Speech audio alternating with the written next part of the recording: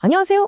오늘은 그냥 돌멩이 하나가 아니라 뭐랄까 침묵에 잠겨버린 한 문명의 목소리를 되찾아준 단 하나의 열쇠, 바로 이 로제타 스톤에 대한 이야기를 좀 해볼까 합니다. 이 까만 돌 하나가 과연 어떻게 역사를 통째로 바꿔놓았는지 지금부터 저랑 같이 한번 파헤쳐 보시죠. 여러분, 이런 질문 한번 던져볼게요.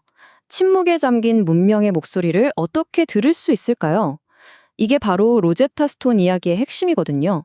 무려 1400년 동안 고대 이집트의 역사는 눈앞에 떡하니 남아있는데 그 누구도 그들이 남긴 글을 읽을 수가 없었어요. 한번 상상해보세요.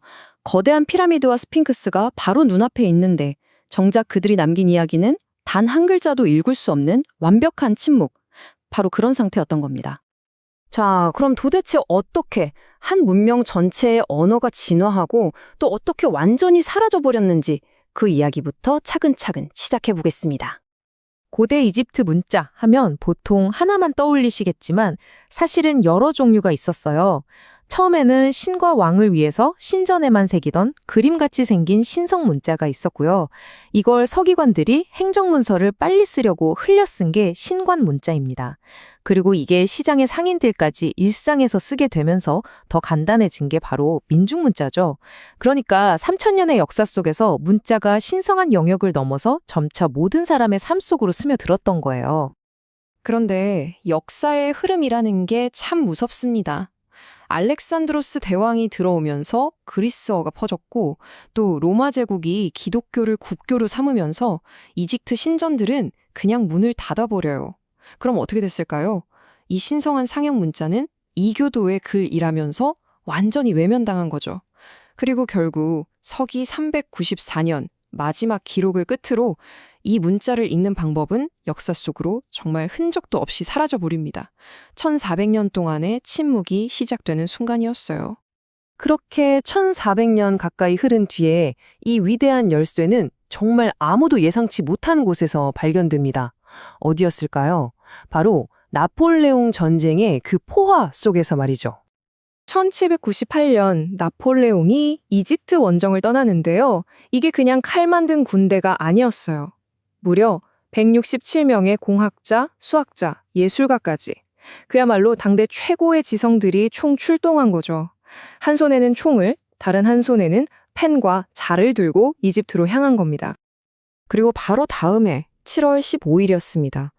프랑스 공병장교였던 피에르 프랑수와 부샤르라는 사람이 로제타라는 마을 근처에서 낡은 요새를 보수하고 있었어요. 그러다 허물어진 벽 속에서 뭔가가 빼곡하게 새겨진 검은 돌을 발견하게 된 거죠. 이 발견은 곧바로 엄청난 쟁탈전으로 이어졌습니다. 왜냐하면 프랑스군이 영국군한테 졌거든요.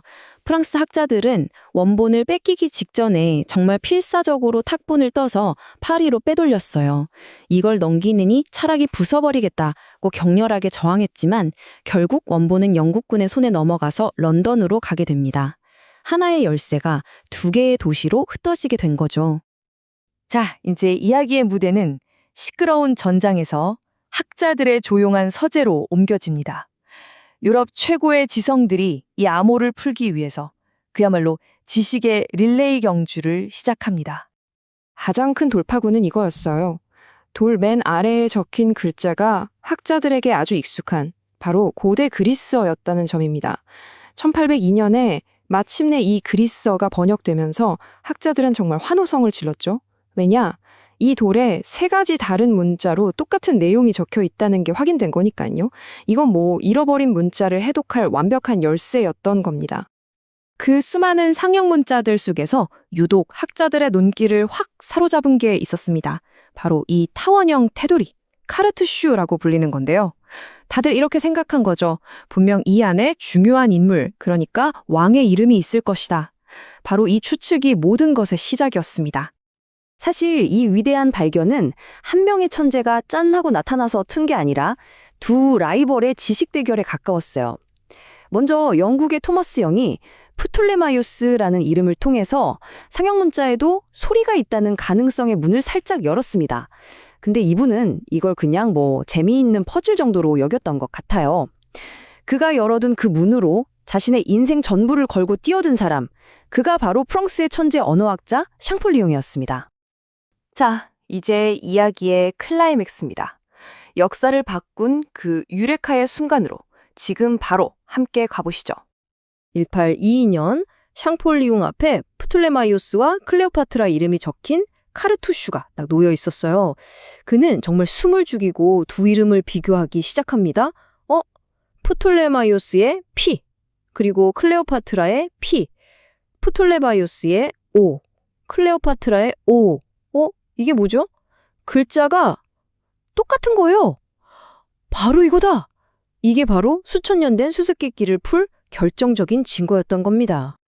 이 연결고리를 발견한 직후에 샹폴룡은 동생의 사무실로 막 달려가서 해냈어 라고 외친 뒤에 그대로 며칠 동안 실신했다고 전해집니다.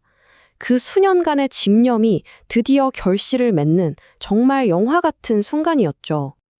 아니, 근데 이 발견이 왜 그렇게 위대한 걸까요? 그건 바로 무려 1300년 동안이나 이어진 거대한 착각의 벽을 와르르 무너뜨렸기 때문입니다. 그때까지 모두가 상형 문자를 그냥 그림 글자라고만 생각했거든요. 하지만 진실은 그보다 훨씬 더 정교하고 복잡했습니다. 과연 무엇이었을까요? 샹폴룡이 밝혀낸 진실은 바로 이겁니다. 상형 문자는 그림 글자, 그러니까 표의 문자이기도 하고 동시에 소리 글자, 즉 표음 문자이기도 한 하이브리드 시스템이라는 거죠. 예를 들면 이런 거예요. 새 그림이 혼자 떡 있으면 그냥 새라는 뜻이지만 어떤 단어 안에 쏙 들어가면 아 같은 특정 소리를 나타내는 알파벳처럼 쓰인다는 겁니다. 와, 정말 놀랍지 않나요? 이제 마지막 시험만이 남았습니다. 샹폴리옹은 자신의 비장의 무기, 바로 고대 이집트어의 후손이라고 할 수 있는 콥트어 지식을 꺼내들었죠. 콥트어로 태양은 라라고 하거든요. 그는 태양 그림으로 시작하는 카르투슈를 보고 라라는 소리를 대입해봤습니다. 그러자 믿을 수 없는 일이 벌어졌죠. 이집트의 가장 위대한 파라오 람세스의 이름이 눈앞에 딱 나타난 겁니다. 외국 왕 이름이 아니라 진짜 이집트 파라오의 이름을 읽어낸 순간 그의 이론은 완벽하게 증명됐습니다. 이 발견이 얼마나 엄청난 파급 효과를 가져왔는지, 그리고 오늘날까지도 계속되고 있는 로제타 스톤의 소유권 논쟁을 끝으로 이야기를 마무리해 볼까 합니다. 로제타 스톤의 해독은 그냥 비석 하나를 잃게 된 사건, 그 이상이었습니다. 이집트 전역에 흩어져 있던 수많은 기록들을 해독할 수 있는 마스터키가 생긴 거니까요. 덕분에 이집트학이라는 새로운 학문이 탄생했고 말 그대로 하나의 문명이 통째로 되살아난 겁니다. 하지만 이 위대한 발견의 열쇠는 아직도 고향인 이집트로 돌아가지 못하고 있습니다. 이집트가 계속 돌려달라고 요구하니까 2002년에 대형 박물관을 포함한 세계 주요 박물관들이 공동 성명을 냈어요. 바로 이런 내용이었죠. 한마디로 이건 인류 전체의 유산이니까 특정 국가에 돌려줄 수 없다는 겁니다. 그래서 지금 이 순간에도 원본은 런던에 있고 이집트는 끊임없이 반환을 요구하고 있습니다. 약탈문화재는 당연히 고향으로 돌아와야 한다는 이집트의 목소리와 인류의 유산은 가장 잘 보존되고 연구될 수 있는 곳에 있어야 한다는 박물관의 논리가 지금도 아주 팽팽하게 맞서고 있는 거죠. 로제타 스톤은 잠들어 있던 한 문명을 깨웠지만 정작 그 자신은 아직도 끝나지 않은 이야기의 한가운데에 서 있습니다. 우리 공동의 역사로 들어가는 이 열쇠는 과연 어디에 속하는 것이 맞을까요? 이 질문을 여러분께 남겨두고 싶네요. 여러분의 생각은 어떠신가요?